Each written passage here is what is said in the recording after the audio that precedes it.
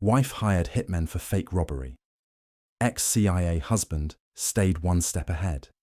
Shocking vengeance. Unleashed.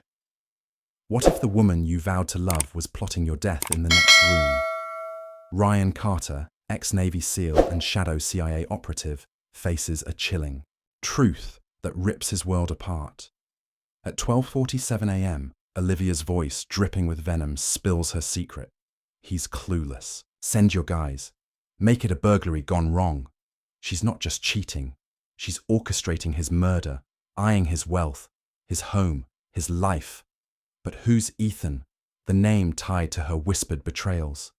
How long has she worn this mask of devotion? As her laughter echoes through their house, Ryan's instincts, honed by years of covert missions, kick into overdrive. This isn't just infidelity, it's a deadly game, and he's the target. Yet Olivia underestimates the man she married, a predator trained to outwit killers and vanish without a trace. Will he let her plan unfold, or turn her trap into her downfall, dive into a heart-pounding tale of deception and vengeance, where every shadow hides a threat and every word could be a lie? The clock's ticking, and Ryan's next move will spark a war that changes everything. I had my Beretta cleaned, oiled, and ready before she ended the call. It was 12:47 a.m. I was awake, lurking in the shadows of our walk-in closet, one hand on my old tactical knife, the other clutching the cool grip of my Beretta 92. I wasn't planning to fire it. Not yet. I needed her words to confirm what my instincts had screamed for weeks. She sauntered into our bedroom like all was well. Makeup intact, hair mussed in that way she thinks looks alluring. She tossed her purse, kicked off her stilettos, and flopped on the bed, giggling softly. Not for me, for him. Then the call came. Her voice, honeyed, fake, dripping with deceit. "Hey, darling," she cooed, low and deliberate. "He's out cold. This fool suspects nothing." My eyes sharpened. My breath halted. She laughed again. "Send your guys tomorrow. Stage it like a botched burglary. I'm done playing wife to this nobody." She paused, chuckled. "No, he's clueless. I'm not just screwing you. I'm screwing him over. His cash, the house, the company, all mine when he's gone." That was it. I wasn't just facing a cheating wife. I was living with a viper. But what Olivia didn't know, what her lover didn't grasp, was who I really was. I'm Ryan Carter, former Navy SEAL, current off-grid CIA operative. My life's been about sniffing out lies, executing ops with precision, vanishing without a trace. And she thought I was blind. Truth is, she played the doting wife until she didn't need to. Sweet smiles, fake passion. I love you slipped between streaming shows and late-night burgers. I sensed a shift 6 months back. She hid her phone, started staying late at a job with no office, came home reeking of cologne I don't use, called me dull, compared me to her friends' thrilling husbands, said I should loosen up, all while living a double life behind my back. I didn't confront her then. I did what I was trained for. Observed, listened, gathered intel, bugged her SUV, tracked her device, watched her late-night meetups. It was some guy, Ethan, 35, gym, coach, drives a leased Mustang, thinks energy drinks are charisma. He'd been in my bed, sipping my bourbon, murmuring filth in my wife's ear. Now, he was sending killers. I glided from the closet as she snored into her satin pillow, unaware. I stood, watching her breathe, lips still stained from another man's kiss. For a fleeting, dark second, I considered ending it there. But no, that'd be too merciful. She wanted drama. She'd get a damn war. I slipped to the basement, opened the hidden panel behind the water heater. Inside, a safe held my secrets. Burner phones, encrypted drives, house schematics, dossiers on every potential threat. I fired up the laptop, activated Protocol Sentinel. Cameras, sensors, alerts linked to my secure server. The house became a digital fortress. They'd come tomorrow, per her plan, A burglary gone wrong. But she didn't know the wrong wasn't me getting hit. It was thinking I'd let it end that way. Tomorrow, I'd meet her assassins with the icy precision I honed, overseas. Tomorrow, she'd watch her plan implode, and when she realized who I was, it'd be too late. This isn't just betrayal, it's retribution. Tomorrow, the game starts. Next morning, she cooked waffles, flipping them like a sitcom mum, humming a damn pop song while pouring syrup as if venom wasn't coursing under her polished exterior. Without that call, I'd think it was another bright Saturday in the Carter home. But my eyes were open. "Morning, hun," she said, flashing that fake grin, the one she likely gave Ethan before sliding into his car. I stared, masking my revulsion. "Morning, Liv." She wore my old team jersey, loose, no bra, a calculated move to soften me, like a cruel taunt, as if my body would still react when my heart was already wiring a bomb. "How about a walk today?" she said, pushing the plate my way. "Clear our minds, reconnect. We've been off." Off. I nearly laughed. Nothing bonds a couple like a stroll before a hit squad arrives. I nodded. Sounds nice.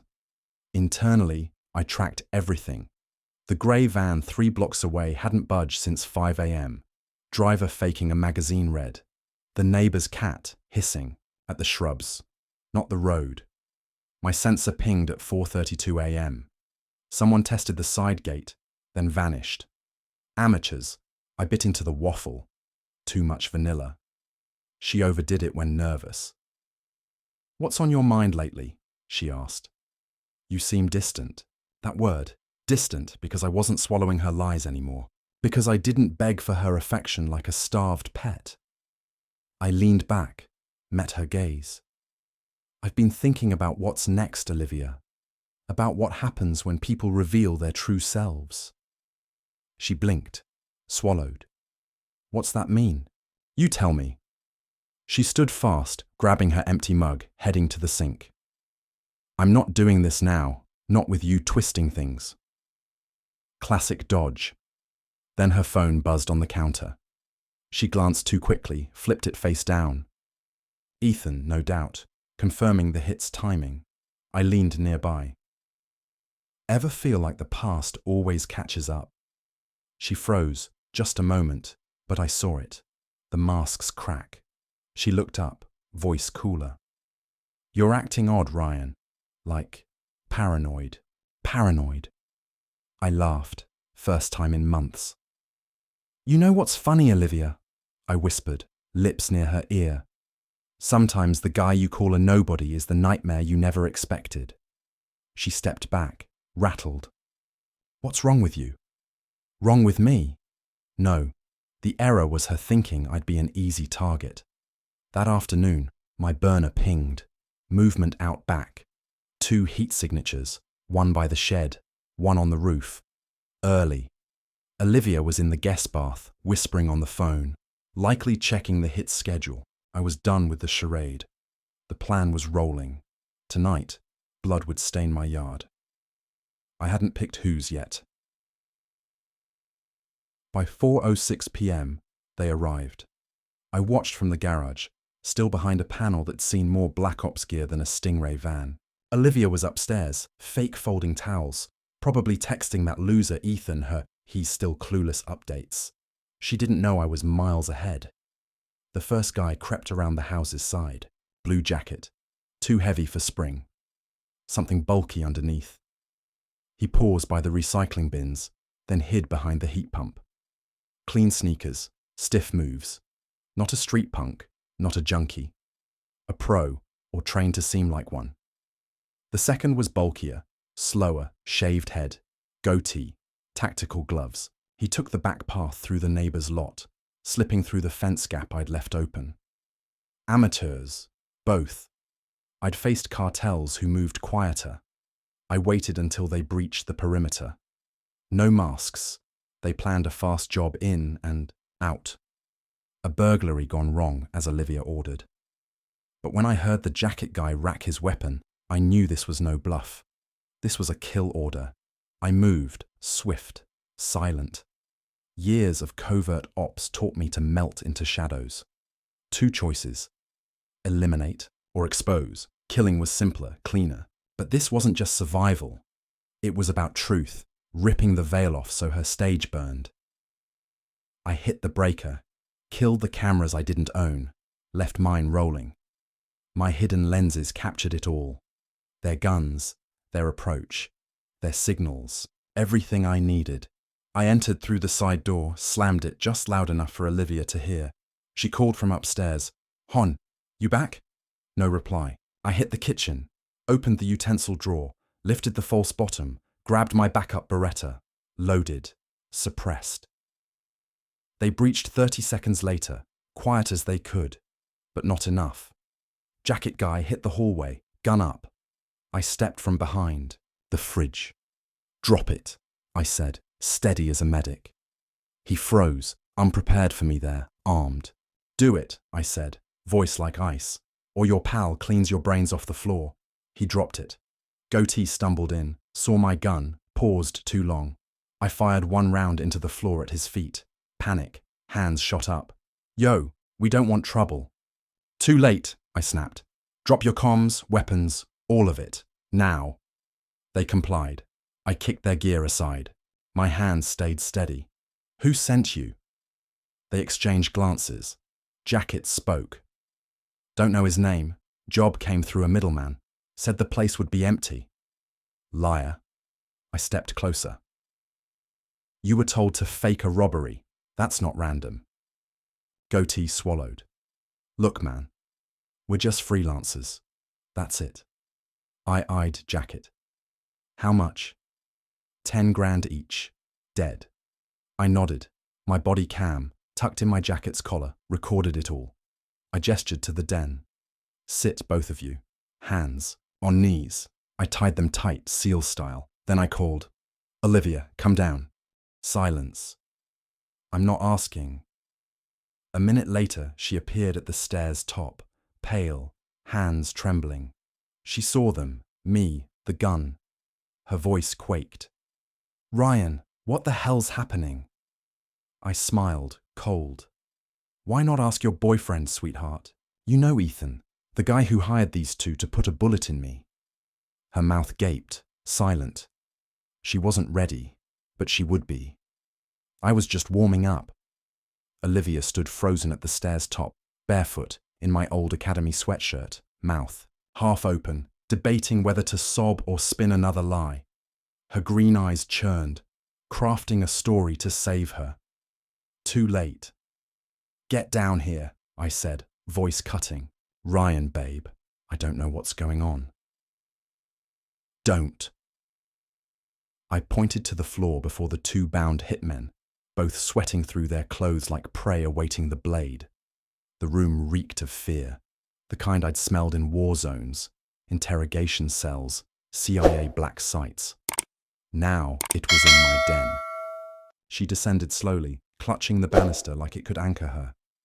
"I swear, Ryan, I don't know these guys. Why are you aiming at them? What's happening?" I tilted my head. Still playing naive, even now. I hit play on my burner. Her voice echoed, verbatim. "Darling, this fool suspects nothing. Send your guys tomorrow. Stage it like a botched burglary." Her face crumbled. That polished facade she wore daily shattered live. Beneath, not fear, not remorse, but fury. "You bugged me," she hissed. "You hired killers, Olivia." She crossed her arms. "So what? You were a dull, paranoid control freak. I wanted out. Then divorce me." She laughed, sharp, icy. "Please, you think I'd walk away with nothing? No house, no company, no cash. After 10 years playing dutiful wife to Mr. Stone-faced operative. Stung deeper than the blade behind my back. "You're unhinged," I muttered. She shrugged. "No, Ryan, I'm smarter than you. Or I thought I was until you caught that call. Until you remembered you're not just some tamed loser flipping burgers." She sneered. I stepped toward her, gun steady. "You used me." She leaned in, eyes blazing. I faked every gasp, every I love you, every damn anniversary. You were a tool. Her words unraveled the years, trips, laughs, holidays, nights I held her through tears. All fake, her long con. My gut twisted. The hitmen sat quiet, watching the collapse. Jacket whispered, "Damn, man, she's ruthless." "You have no idea," I muttered. Then Olivia spun, bolted for the door. She nearly made it, but the hallway trap triggered. A wire snagged her ankle, slamming her face first into the floor. She screamed. I approached, leaned down. "You're not going anywhere." She spat blood, laughed. "What now, huh? You gonna kill me, Ryan? Go full psycho?" I didn't flinch. "No, killing's too easy. I want you to feel it." "Feel what?" "Betrayal. Like I did, but worse." She tried to kick. I stepped back. "Game's over." I turned to the hitmen. "Get comfy, boys. Cops'll love your confession." They glared at Olivia. "You didn't say he was this guy." She snapped, "Shut up." I dialed my agency dark pool contact. Package secured. 3 IDs, 2 contractors, 1 insider. They replied, "Understood. Extraction inbound." This wasn't about saving myself anymore. It was about dismantling her web and watching it crush her. We were only halfway done. By the time the black van rolled up, Olivia dropped the act. No fake tears, no gaslighting. She sat, legs crossed, blood smearing her lip from the fall, smirking like she was proud of her scheme. The hitmen were zip-tied, mouths taped, slumped against the wall like scolded kids who'd just learned their sub was ex-special forces. I stood at the window, eyeing the agency van slow to a stop. Tinted, armored, no plates. It idled, engine growling like a caged beast. Olivia noticed. "What's that?" she asked, more curious than scared. "Back up," she scoffed. "You're not even active duty anymore." "Wrong again." I didn't elaborate. I opened the door, gave a nod. 2 men in plain tees and cargo pants approached. Civilians to most, but their moves screamed predator. The first spoke low. "Carter. Package confirmed. These the freelancers?" I nodded. "Confirmed. Full confession. Audio. Video." They glanced at Olivia. She stood straighter, adjusting her sweatshirt like she had pride to salvage. "And her?" one asked. "Civilian," I said. "No jurisdiction, but she ordered the hit." The taller agent tilted his head. "Want her handled." I locked eyes with her. Her glare was pure poison. "No," I said. "She doesn't get an easy out. Not yet." The agents dragged the hitmen out. I followed to the door, handing over a USB with the footage and audio. "Nice work, Carter," the second said. "Agency wants a full debrief." Later. As they drove off with the hitmen, I returned inside. The house was too still, like a storm's aftermath, air crackling with residual charge. Olivia stood in the den, arms crossed, face icy. "So, what now? You holding me hostage?" "No," I said calmly. "You're free to go." She blinked. "Wait, what?" I tossed her an envelope, divorce papers, signed, notarized. "You want it out, right?" She stared at it like it was toxic. "You're letting me go. Not before I burned your world down." That hit her. "Excuse me?" "House is in a shell corp under my name. Joint accounts frozen. Your fancy SUVs seized. Oh, and by Monday, Ethan's gym's done for tax fraud. I pulled every transaction. You're both finished." She shook. Not fear, rage. "You bastard," she whispered. "No, you don't get to say that. You tried to kill me." "You deserved it," she screamed. "You never saw me as enough. Always in your head, plotting ops, hiding secrets. What kind of marriage is that?" "A secure one," I said. "Until you broke it with lies." Her voice cracked. "You think you're the victim?" "No, I know I am." We stared, 10 years of memories crumbling in that silence. The vacations, Late nights, handholds at dinner, dead weight. I loved you once, I said. But I don't know the woman in front of me. She jabbed, "You'll die alone, Ryan." I smiled. Better than dying next to you. I opened the door. "Get out." She hesitated, then left, silent. The house was empty, not calm, just hollow. The silence after Olivia left was deafening. No clicking heels, no perfume in the halls, no buzz of her phone with Ethan's sleazy texts. Just the clock's tick and the fridge's hum. For the first time in years, I was truly alone. You'd think I'd feel liberated, victorious. Betrayal doesn't work that way. It doesn't just wound, it festers. I sat at the kitchen table, staring at her cold waffles, syrup hardened at the edges. Her lipstick stained the mug's rim. I should have tossed it all, but I couldn't move. It wasn't just the affair or the hitmen. It was the act. She'd smiled while planning my death, slept beside me, touched me, while texting her lover how to stage my murder. That cruelty carves out something no justice fills. I wiped, my burner deleting her voice, the videos. The CIA had what they needed. I'd never hear her again. My main phone lit up, messages, missed calls from friends, co-workers, news about a local exec foiling an assassination. I ignored them. Instead, I scrolled photos. Olivia in Miami, laughing, on the shore, at Thanksgiving, kissing my cheek, in bed, posing as my love. Delete, delete, delete. One by one, I erased her digitally. But she lingered. Every floorboard creak, every glass in the cupboard, her lavender shampoo in the shower. I wanted to torch it all. Instead, I poured bourbon, the good stuff, saved for promotions or wakes. This was both. The liquor burned, and the weight hit like a sniper's shot. I'd survived wars, interrogations, ops in hostile lands, but nothing braced me for this emotional ambush. The betrayal wasn't quick or loud. It was slow, precise, intimate, like being choked by someone you trusted with your soul. I didn't cry, couldn't. My body was wired for survival, no room for grief. I stormed to my bedroom, ripped the sheets off, tore them in half, stuffed them in a trash bag. Her scent mocked me.